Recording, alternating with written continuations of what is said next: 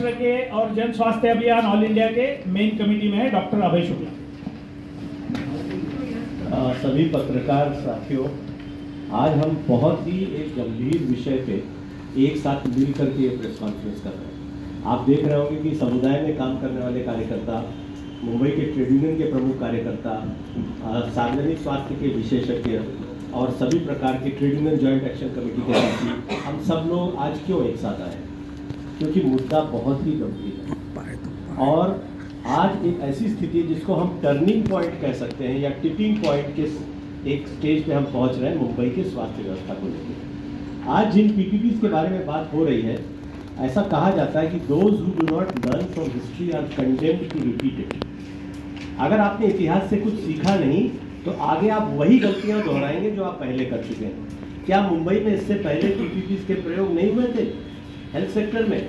इसके ऊपर 20 पीपीपीज ऑलरेडी मुंबई में चल रहे हैं हेल्थ सेक्टर के अंदर, डायलिसिस सेंटर्स को लेके, ब्लड बैंक्स को लेके, एंटायर मैटरनिटी होम्स को लेके, हॉस्पिटल्स के आईसीयू सेक्शंस को लेके।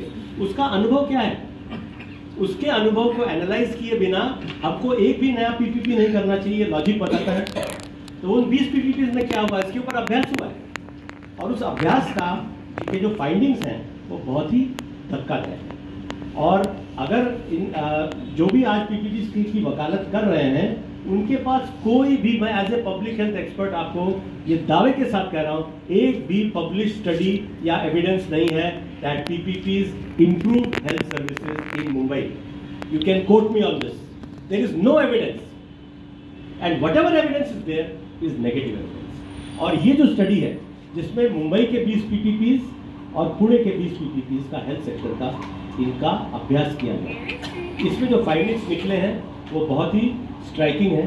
पहला तो ओवरऑल फाइंडिंग ये है कि पीपीपीज आने के बाद सर्विसेज के जो रेट्स हैं वो सामान्य लोगों के लिए बड़े स्तर पे बढ़ जाते हैं। Majority of people have to pay for services and the rates are 2 to 25 times higher. Note this, 2 to 25 times higher the rates in the normal BMC hospital. 25 गुना ज़्यादा। हाँ, मतलब 10 गुना, 15 गुना, 20 गुना ज़्यादा। मेडिकल कंसल्टेशन की जहाँ फीस बीएमसी हॉस्पिटल में 20 रुपए है तो पीपीपी के अंतर्गत तो 300 रुपए, यानी कि 15 गुना ज़्यादा। अगर आईसीयू सेंट्रल लाइन का 60 रुपए है चार्जेस तो पीपीपी के अंतर्गत 1500 रुपए, यानी कि 25 गुना ज़्यादा। तो huge increase in the rates for services and 80%, अगर आप लल्लूभाई कंपाउंड और शताब्दी हॉस्पिटल के एमओयूज पढ़ेंगे तो 80% लोगों को अब पैसे भरने पड़ेंगे बीएमसी अस्पताल में और सिर्फ 20% लोगों को उनको भी मिलेगा या नहीं ये डाउटफुल है। जब आप ये कार्ड दिखाएंगे, वो कार्ड दिखाएंगे, रेशन कार्ड दिखाएंगे तो शायद आपको थोड़ा सब्सिडाइज केयर मिलेगी। तो now the entire working class of Mumbai will be shifted away from free care and be pushed into private care because of these PPPs. This will be a huge assault on the right to health for the people of Mumbai. इसलिए बहुत गंभीर होता है।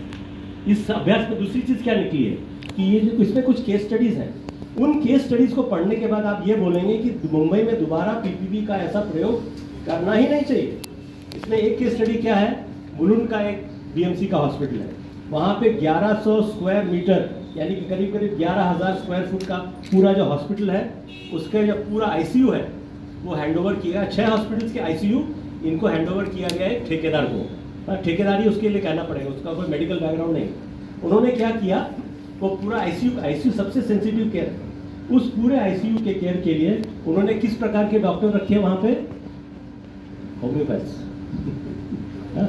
149 मौतें हुई 3 महीने के अंदर उस पीपीपी के अंतर्गत उस हॉस्पिटल में। 149 आईसीयू डेथ्स। उसके बाद जब इंक्वायरी हुई तो ये पता चला कि वहाँ होम्योपैथ जो था वो एमडी डॉक्टर का फॉल्स सिग्नेचर खोट्या सह्या करून आणि तो हे काम करत होता आणि त्याच्यानंतर that whole PPP collapse. 8.83 crore यानी करीब करीब 9 करोड़ रुपए का वो पीपीपी था जिसमें कि इस प्रकार के गैर प्रकार चल रहे थे। तो ये अनुभव है पीपीपी का। इसको किसी ने एनालाइज किया है क्या इसके बारे में? हाँ, मुलुंड में अग्रवाल हॉस्पिटल,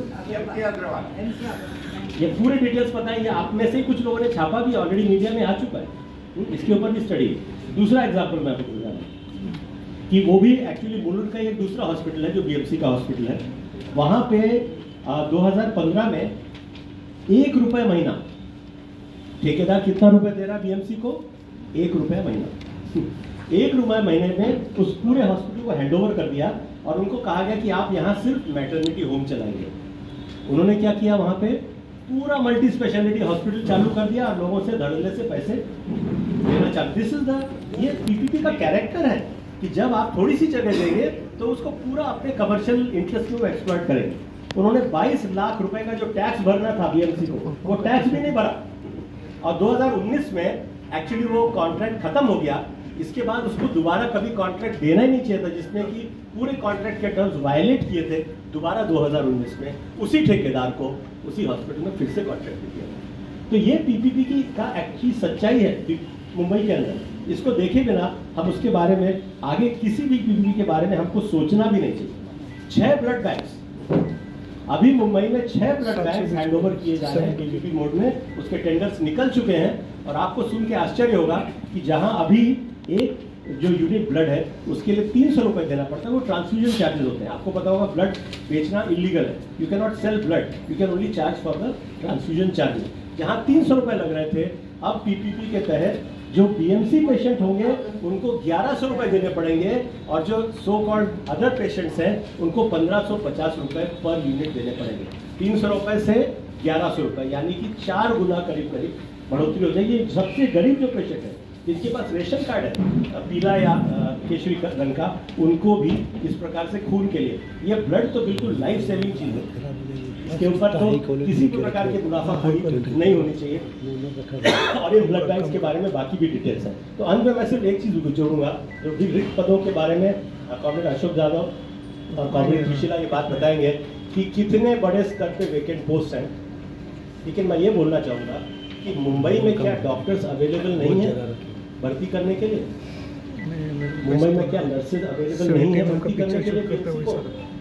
मुंबई शहर में 5 पब्लिक मेडिकल कॉलेजेस हैं, जिसमें से 4 बीएमसी के खुद के मेडिकल कॉलेजेस हैं, जहां से हर साल 1300 एमबीबीएस डॉक्टर्स निकलते हैं और हर साल 1000 से ऊपर एमडी और एमएस डॉक्टर्स ग्रेजुएट होकर बाहर निकलते हैं। जो टोटल वैकेंसी है डॉक्टर्स की वो 975 है। एक साल के अंदर, मतलब एक्चुअली ऑलरेडी डॉक्टर मार्केट में है, तुरंत सारे के सारे पोस्ट भरे जा सकते हैं। यानी कि मुंबई में अगर डॉक्टर नहीं मिलेंगे तो इस देश में कहाँ डॉक्टर मिलेंगे?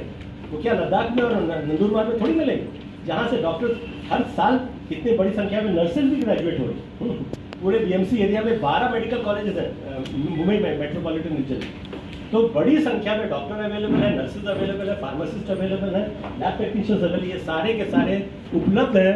लेकिन अगर आपने ना भर्ती करने का ही डिसीजन लिया हुआ है तो उस डिसीजन को अब बदलने का समय आ गया है। और ये बात हम आगे रखेंगे कि अब इसको हम राजनीतिक मुद्दा बनाएंगे। जब मुंबई की जनता इसके ऊपर सवाल पूछेगी चुनाव के पहले, तब शायद इस नीति में कुछ बदलाव हो सकता है।